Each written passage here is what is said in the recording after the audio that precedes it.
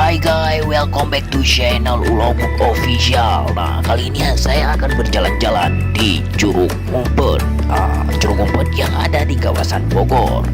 Oke, sebelumnya jangan lupa like and subscribe. Oke, kita lanjutkan perjalanan.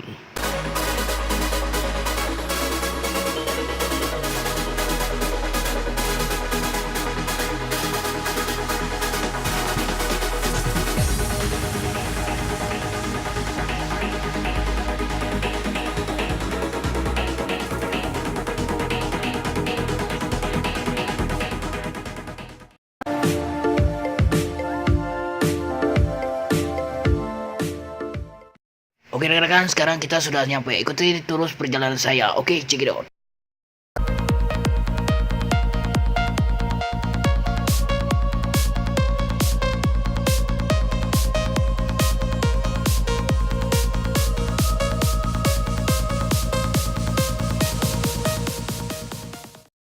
Oke rekan-rekan, akhirnya kamu terujit kuno ba ieu terjun Curug Ngumpet.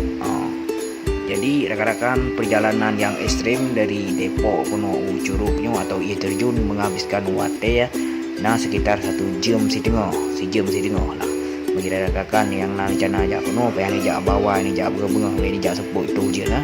Lagi ukuran purayu kok belaga pemandangan kan,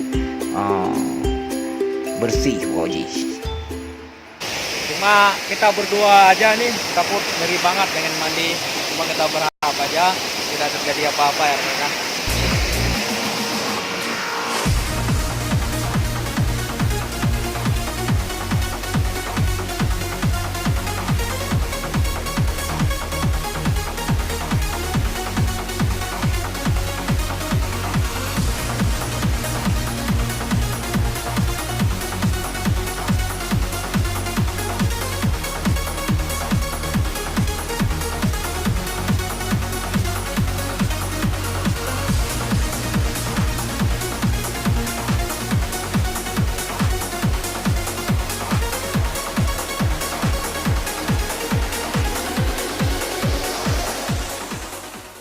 Oke rekan-rekan, saatnya kamu nang wadiah dan laga yang bergino laga ya pemandangan dia.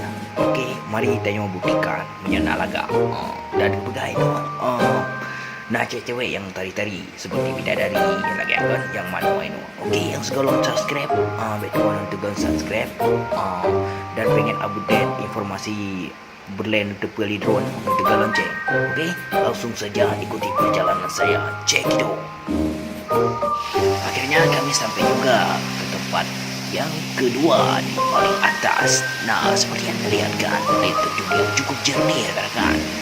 Seperti yang ada di depan kamera dan terlihat 2 cewek yang lagi mandi. Nah, mungkin orang itu lagi galau lagi barusan putus sama pacarnya.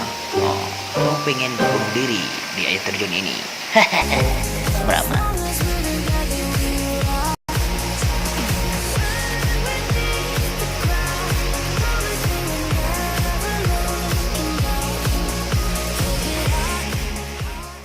Saat ini kita berada di ketinggian curug atas rekan-rekan. Oke.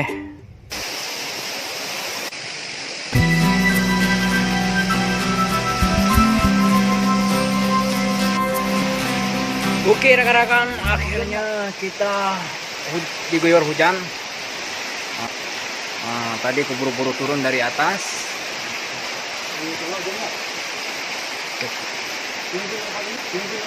Udah mendung banget hujan deras. Nggak ada orang hari ini ya rekan-rekan. Orang pada masuk kerja semua. Paling ramai sini hari Minggu.